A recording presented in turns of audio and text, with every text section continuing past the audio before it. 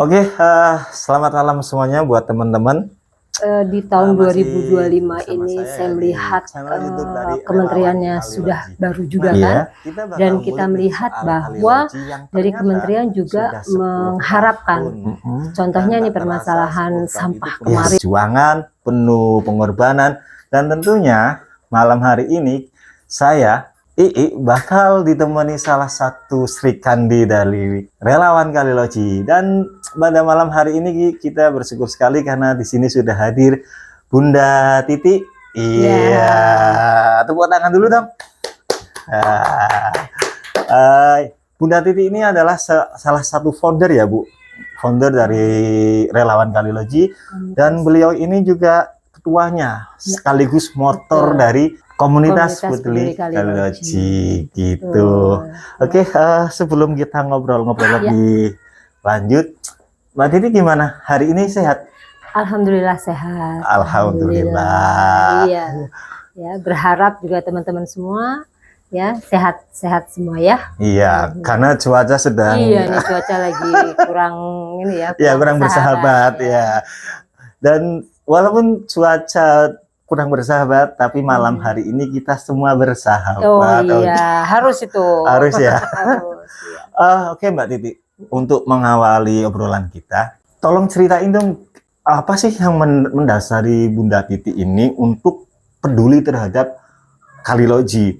Ya, sebenarnya udah beberapa kali juga udah saya sempat sampaikan bahwa awalnya banget saya tertarik atau saya peduli terhadap Kaliloji Pekalongan itu dari orang tua saya. Ya, ibu kan. Dulu ibu tinggalnya kan di Pekalongan. Oh, di Pekalongan. Ya, terus kondisi airnya tuh kurang bagus. Ya, jadi air tanahnya itu kok saya bilang ada bau dan kadang berwarna hitam ya.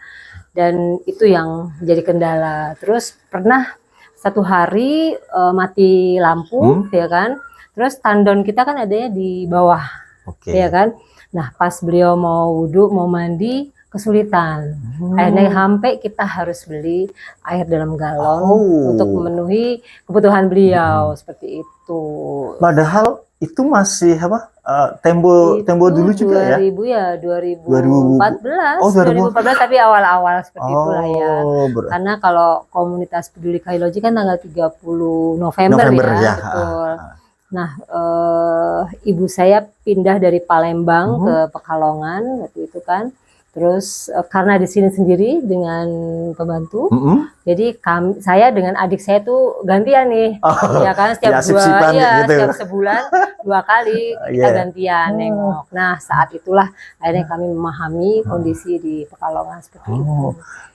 Berarti itu reason awal ya untuk Bunda Titi ini membuat komunitas Peduli Kaliloji. Ya, sampai akhirnya nih bertahan sampai kemarin satu dekade. Wah, keren.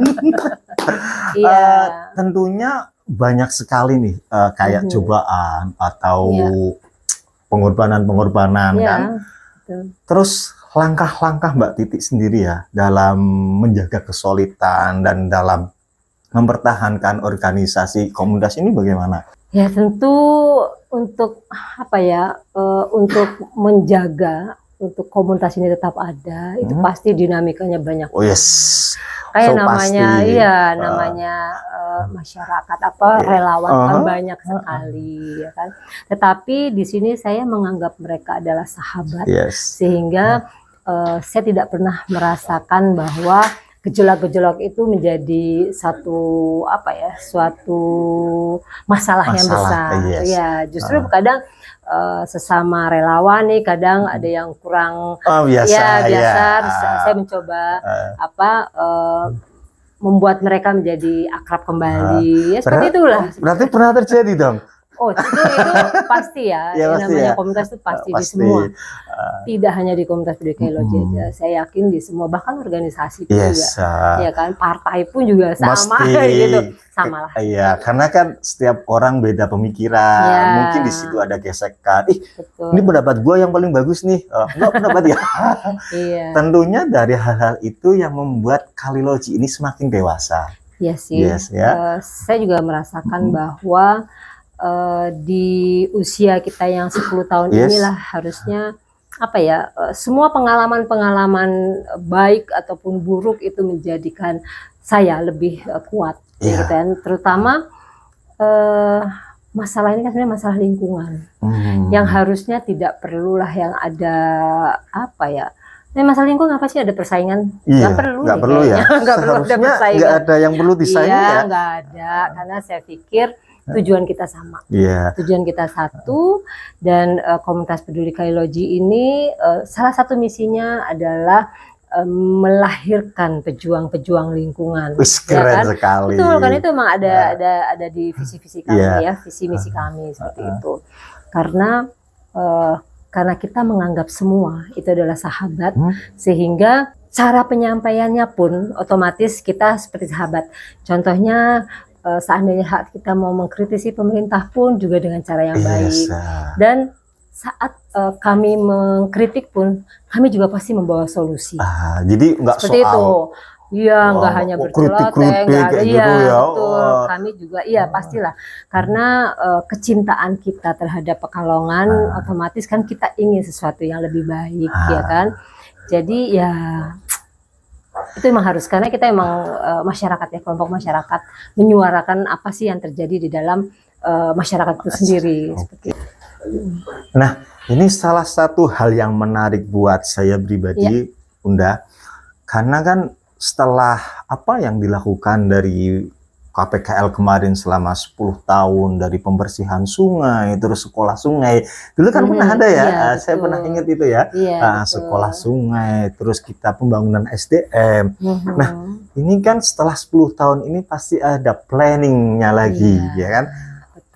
Bisa nggak mungkin sharing-sharing di tahun 2025 itu harapannya KPKL seperti apa, atau planningnya yang mungkin yang bisa di-share ke teman-teman kayak gitu? Iya, karena di tahun 2025 ini saya melihat kementeriannya sudah baru juga kan, dan kita melihat bahwa dari kementerian juga mengharapkan, contohnya ini permasalahan sampah kemarin masalah sampah itu kan menterinya aja udah mulai turun terus nih, ya kan, melihat kondisi TPA dan segala rupa. Dan kayaknya udah kayak gerilya kayak gitu ya. Iya, nah di sini membuat kita lebih semangat lagi, karena harapannya dengan adanya apa ini push dari pemerintah pusat gitu ya, jadi pemerintah daerah jadi berbenah, ya kan, up and down-nya jadi bisa balance kayak gitu ya. Dan saya yakin memang kondisi persampahan itu saat ini kan kita memang konsepnya masih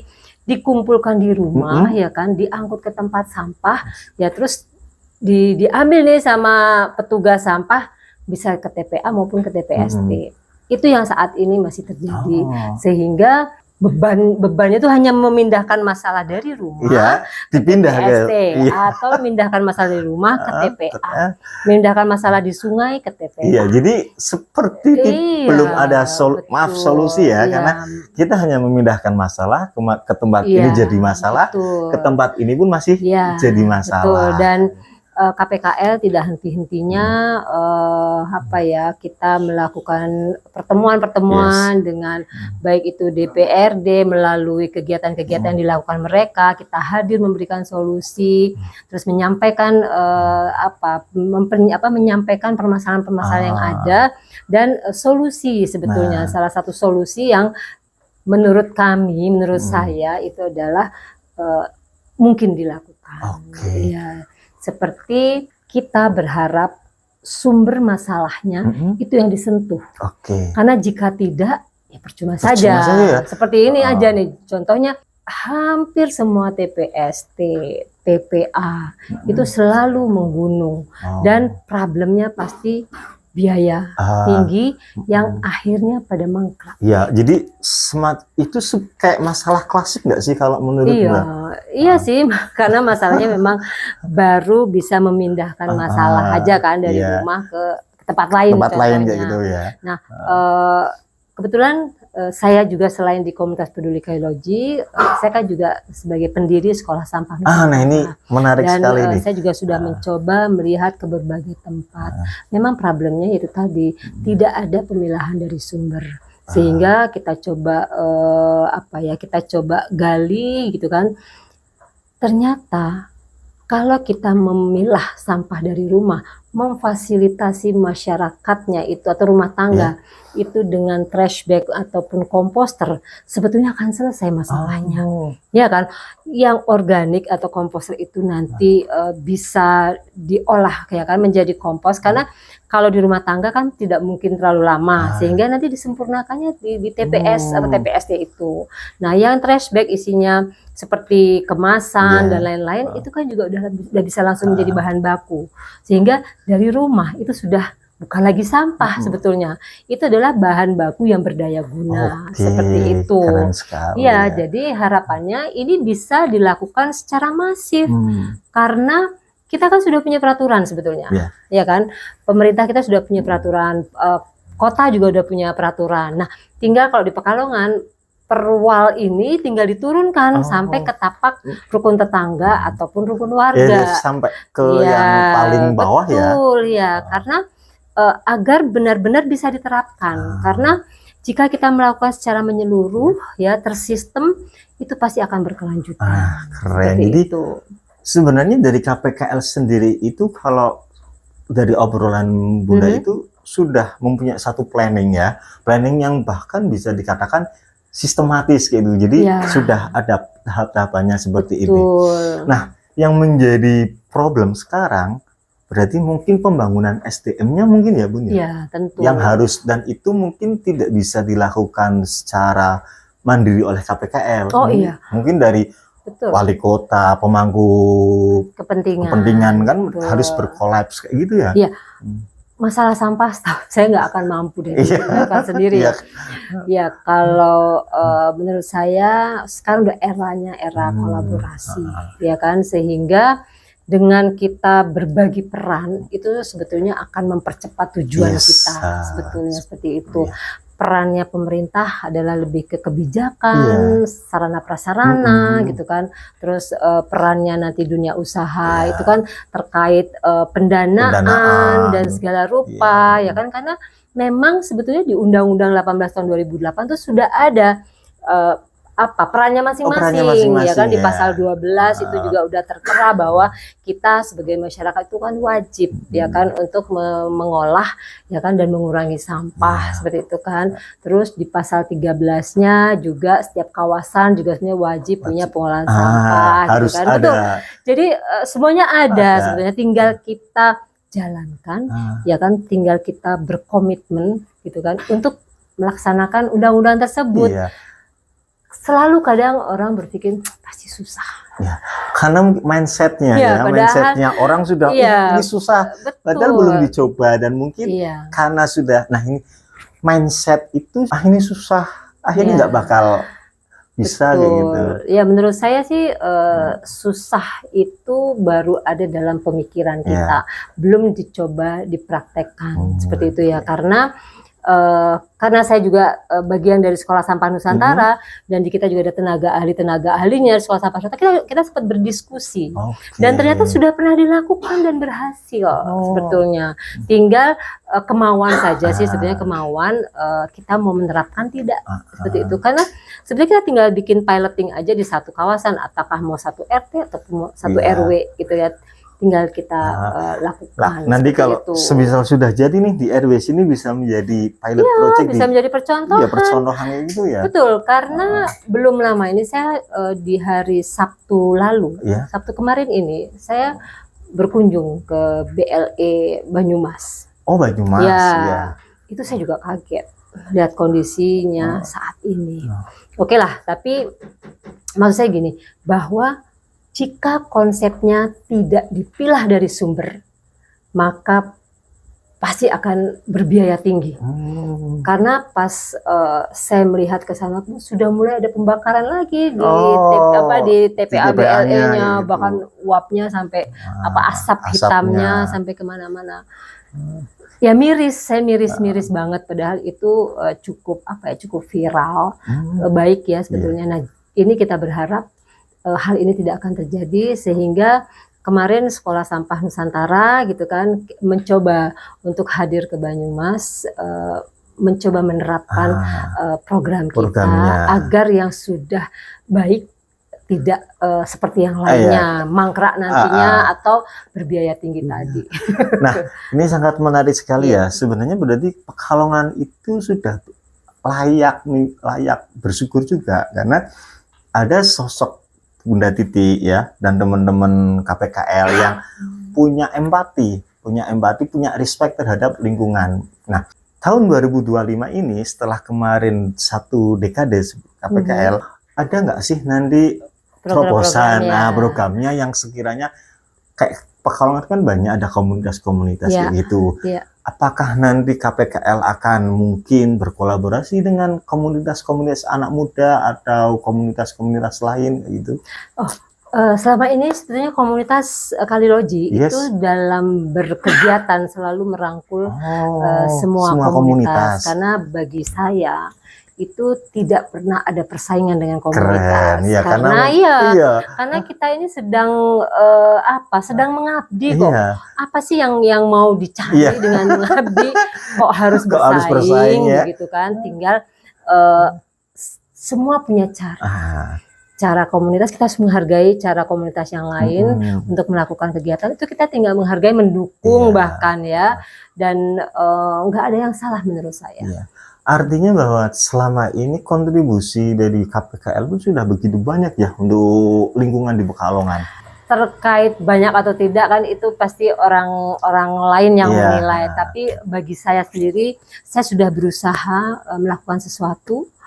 Memang tidak mudah, apalagi di Kota Pekalongan yang limbahnya cukup parah, di mana di sini pasti keterkaitan dengan pengusaha dan lain sebagainya, itu memang tidak mudah bagi saya. Dan banyak yang suka pastinya, banyak yang tidak suka itu juga pastinya. Tetapi sekali lagi di sini saya hanya melakukan tugas saya sebagai manusia atau masyarakat ya kan, yang punya hak yang sama atas lingkungan yang bersih dan sehat. Dan saya nggak ingin melihat saudara-saudara kita di tempat lain ya kan itu menjadi korban, ya kan? Karena jujur, air itu adalah sumber kehidupan. Benar sekali, ya dan kan? Betul. Benar Jika sekali. kita cemari, maka tercemarlah hidup kita. Seperti itu. Dan air itu salah satu hal yang terpenting itu memang air kayak gitu. Iya, kita nggak bisa kok hidup tanpa air. Iya, nggak bisa lepas ya, kita nggak bisa. Iya. Dan ini Bun, harapan di tahun 2025 itu KPKL seperti apa? Mungkin dari relawan-relawan sendiri punya harapan seperti apa, atau dari foundernya sendiri punya harapan apa? Harapannya sih sebenarnya kita pengen punya tempat nih, tempat pengolahan sampah yang dari dulu kita udah mencoba mendekati pemerintah. Nah ini ya, Pak Wali. Tapi memang belum diberi kesempatan saja, atau mungkin kaminya yang belum tahu tempat-tempat mana yang bisa. Tapi tidak kurang-kurangnya kami selalu meminta tempat, karena jujur dulu komunitas peduli Kaliloji punya tempat ya kan, tetapi karena oleh pemiliknya sudah laku ya otomatis kita harus angkat kaki dari sana. Terus di sekretariat ini pun juga sebenarnya pernah juga kita lakukan gitu ya untuk sebagai bank sampah. Tapi sekali lagi karena ini bentuknya rumah ya kan, jadi agak jadi tidak bisa seperti layaknya bank sampah. Nah ini catatan penting juga buat para pemangku kepentingan, bahwa harusnya juga apa yang diharapkan dari KPKL bisa sejalan dengan apa yang kebijakannya, seperti tempat untuk bank sampah atau tempat untuk kayak gitu. Harusnya pemerintah juga memperhatikan hal yang semacam itu. Saya sih tidak menyalahkan pemerintah juga, karena saya tidak tahu alasannya apa. Mungkin pasti ada sesuatu ya kan yang apa mungkin tempatnya. Kalau mereka bilang bahwa TPST atau TPS 3R di sini tuh kewenangannya adalah kewenangan kelurahan dengan LPM dan lain sebagainya, sehingga ya kita menunggu saja. Tetapi di luar itu kami tetap berupaya dengan melakukan edukasi ke sekolah-sekolah gitu kan, Terus juga kita melakukan campaign gitu kan, ya jangan wariskan sampah kepada kami, itu adalah salah satu campaign kita di tahun 2025 ini. Karena kita melihat Pekalongan sudah darurat sampah, kebetulan Pak Wali juga sudah menyampaikan bahwa di akhir Desember ini bahkan awal tahun depan pun sebetulnya kondisi TPA kita sudah overload, udah overkapasitas, betul. Terus kita juga lihat kondisi di sungai itu sampah juga banyak diselokan, ya kan. Itu yang kita melihat bahwa sudah saatnya kita kembali kepada undang-undang. Karena sebetulnya negara kita sudah menyiapkan kok regulasinya. Betul, sebetulnya regulasi itu tidak menyulitkan. Justru memudahkan, tergantung bagaimana kita melihat dan menyikapi. Keren sekali. Jadi sebenarnya negara itu sudah membuat satu regulasi yang memudahkan, hanya saja mungkin dari beberapa pemangku kebijakan atau manusianya, masyarakatnya yang memang mungkin belum melaksanakan dengan betul. Jujur masalah sampah itu masalah yang udah bertahun-tahun, karena saya melihat satu sisi masalah sampah itu sangat dekat dengan korupsi. Yang kedua, banyak yang berkecimpung di sana. Contohnya di satu TPA saja tuh pasti kaitannya dengan transportasi. Itu kan udah semuanya udah banyak gitu kan. Terus ada pemulung dan lain-lainnya. Jadi berpikirnya takutnya nanti ini mereka kemana gitu loh. Padahal jika kita kembali kepada undang-undang seperti pemulung, ternyata itu tetap bisa berkarya, masih bisa diberdayakan, mereka memang ujung tombak yang mereka udah memahami sampah, tinggal kita karyakan mereka, justru kita mengangkat harkat martabat mereka agar tidak mengais lagi di TPA. Tetapi mereka sudah jadi socialpreneur mereka.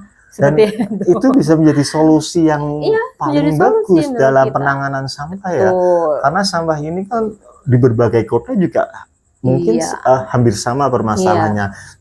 Di Pekalongan ini semoga dengan adanya KPKL dan teman-teman relawan yang lain, next di 2025 ini sudah bisa paling tidak bisa memberikan kontribusi. Saya yakin sih 2025 pasti dari pemerintah daerah kita pun juga pasti akan berbenah. Karena kemarin kita lihat dari kementerian sudah melayangkan surat ke pemerintah daerah yang TPA-nya masih open dumping seperti itu. Dan kita lihat kemarin catatan kita melihat berita bahwa di Tangerang kepala dinasnya aja sudah mulai diproses tuh, ya kan. Makanya saya yakin inilah saatnya kita berbenah, karena yang bisa membuat perubahan secara masif memang aturan karena aturan itu sebenarnya memudahkan kita kok. Udah diatur, kenapa sih susah gitu. Udah ibaratnya nih contohnya gitu kan, kalau kita sekolah kan udah ada aturannya, masuk jam sekian ya kan, istirahat jam pakaiannya sekian, harus seperti apa, itu kan semua ada aturan. Begitu juga dengan persampahan. Saya yakin melalui pemilahan sampah dari rumah atau dari sumbernya, ini akan mampu menyelesaikan masalah sampah di Indonesia. Keren sekali. Nah, ini sebelum closing statement, kemarin saya sempat melihat ada campaign dari sinematik video itu dari KPKL. Betul. Nah, bisa diceritakan nggak itu ide awalnya dari mana, atau yang terlibat siapa aja kayak gitu? Itu sebetulnya awalnya tuh saya ngobrol dengan sahabat saya di Jakarta seperti biasa, karena kita melihat darurat sampah ini apa yang bisa kita lakukan, dan dampak yang terlihat dengan mata kita itu pasti anak-anak, ya kan? Terus kita bilang, mereka nih pasti yang akan mewarisi sampah yang kita lakukan, kan? Terus akhirnya kita bilang, oke, kita bikin yuk, jangan wariskan sampah kepada kami. Harapannya melalui anak-anak kita akan tersentuh. Kita orang-orang dewasa itu akan tersentuh. Nanti yang terdampak mereka, karena gunungan sampah itu kan itu yang membuat pemanasan global saat ini ya, dan perubahan iklim yang semakin dahsyat juga. Karena kan mengandung metana, sehingga satu sisi mudah terbakar dan lain sebagainya. Dan paling tidak, yang namanya sampah itu kan sumber penyakit. Memang. Iya Jadi kan? Iya. Jadi gimana nanti hidup mereka kalau di mana-mana nanti ada sampah? Iya, Kita hanya iya. berpikirnya ke sana. Kalau memang kita tidak mulai dari sekarang, ya sama saja kita membiarkan anak-anak cucu kita untuk hidup lebih buruk dari kita saat ini. Seperti itu. Nah, kemarin juga mengajak anak-anak Ya, dalam proses pembuatan video betul. itu sebuah hal yang positif juga ya, karena Iya. mengajarkan anak-anak untuk Betul. bisa hidup lebih dalam memilah sampah Ya, kayak gitu ya. paling tidak melalui mereka Ya. lah ya kan, berharap pesan ini sampai kepada seluruh masyarakat. Seperti itu. Dan sebetulnya di sini juga komunitas peduli kailoji bekerja sama dengan Sekolah Sampah Nusantara sedang giat melakukan edukasi ya terkait pendidikan lingkungan sejak usia dini. Seperti kemarin pun saya coba diskusi dengan Dinas Pendidikan di sini, betul ya. Harapannya kita melakukan mitigasi terkait bencana akibat sampah, maka kita akan lakukan hal itu ke sekolah-sekolah. Nah, itu mungkin salah satu dari solusi yang bagus juga, ya, karena ketika sampah ini, pendidikan soal sampah ini masuk ke anak-anak sekolah, bahkan sampai dari PAUD, itu mereka pada akhirnya akan tahu juga. Jadi dari kecil sudah dibekali dengan benar gitu. Harapannya begini. Jika di PAUD ataupun di SD di SD mereka sudah dilatih, sudah diedukasi. Ya kan terkait apa itu sampah, bahaya sampah, manfaatnya dan segala rupa.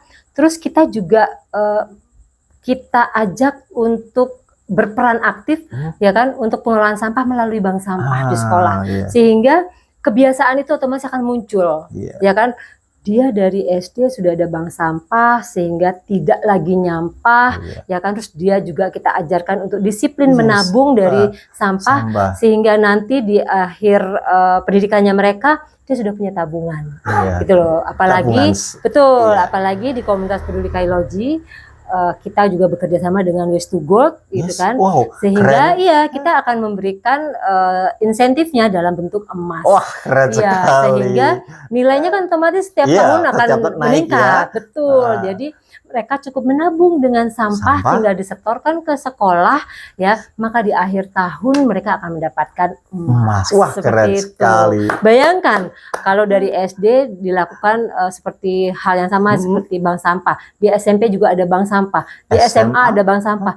Perilaku mereka sudah otomatis, sudah terbiasa memilah dan menyetorkan sampah ke bank sampah sekolah. Dan itu jadi good habit ya buat teman-teman semua. Iya, akan mengubah karakter mereka dan akan mengubah pola pikir mereka bahwa ini bukan sampah, tapi ini adalah bahan baku dan investasi jangka panjang untuk mereka. Dan akan cuan ini. Iya.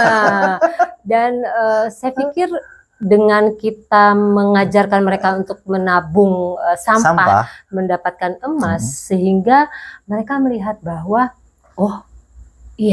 ternyata ini bukan sampah, ternyata ini investasi saya di masa depan, bahwa setelah lulus saya punya emas gitu kan, yang nantinya bisa dia uangkan jika memang dibutuhkan, seperti itu. Wah, itu salah satu langkah yang solutif sekali, apalagi mudah-mudahan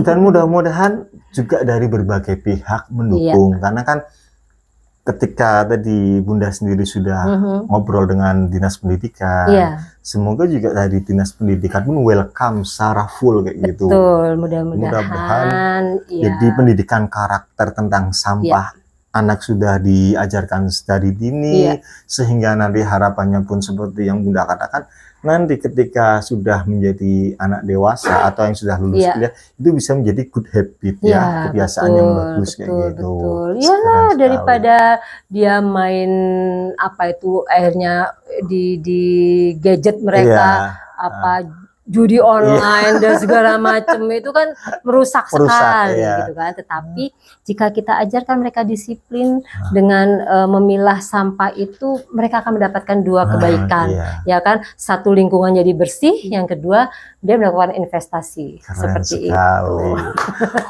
Ini obrolannya daging ini Bun ya. Semoga next time ya, bisa ngobrol-ngobrol lebih jauh lagi, lebih dalam lagi, dan tentunya saya sendiri pun merasa keren juga nih udah kami ini maybe nanti ketika ke sekolah pun bisa nih ngobrol sama anak-anak sekolah kayak gitu, bahwa next mungkin akan diberikan program yang seperti ini. Betul. Oke, nah ini yang terakhir Bu, closing statement untuk teman-teman semua. Jadi kalau yang kita tahu itu kan bahwa sampah itu bukan tanggung jawab satu organisasi, komunitas ataupun pemerintah, tapi dari semua orang. Nah, mungkin dari closing statement ini apa sih yang pengen Bunda sampaikan ke teman-teman semua? Baik, terima kasih nih Mas ya. Sebenarnya saya ingin menyampaikan gitu ya, bahwa sampah itu sebetulnya di bumi ini tidak ada. Ya, yang membuat sampah itu ada adalah kita manusia. Sehingga harapannya sejak dini, sejak saat ini kita nggak boleh lagi nyampah. Kita harus mulai pilah sampah sejak dari sumbernya. Siapa sih sumbernya? Yaitu kita semua. Saat kita di rumah, saat kita di kantor, saat kita dimanapun kita berada. Sehingga bumi ini tidak akan lagi dikotori oleh sampah-sampah yang memang kita ciptakan. Saya bilang ya. Jika kita pilah sampah sejak dari rumah, maka kita sedang menjadikan Indonesia memiliki bahan baku yang luar biasa. Sehingga nanti tahun 2025 nggak perlu lagi Indonesia impor sampah plastik maupun kertas. Karena nanti semua rumah tangga akan memilah seperti di negara-negara lain. Seperti itu. Oke Bun, matur suwun, terima kasih ya untuk malam hari ini. Mungkin nanti next time saya tunggu lagi ya untuk ngobrol-ngobrol lebih jauhnya lagi dengan sampah yang sekarang, dan semoga nanti harapan saya juga nih ya di 2025 ini lebih banyak lagi yang peduli dengan sampah ya, dan saya pribadi juga say thanks untuk KPKL tentunya, apalagi 10 tahun itu bukan waktu yang cepat. Iya sih. Iya. Pasti di situ banyak suka dukanya orang yang menentang, yang mungkin mencoba menjatuhkan karena apapun, dan ini 10 tahun itu wah keren sekali. Semoga KPKL selalu jaya, KPKL selalu dalam tracknya, selalu bisa berkarya dan selalu memberikan inspirasi kepada semuanya. Oke teman-teman, terima kasih ya buat teman-teman juga yang sudah mendukung dari channel Relawan Kalidology dengan subscribe dan menonton video ini. Tentunya saya Ii mengucapkan terima kasih dan pamit. See you di lain waktu. Oke, bye-bye.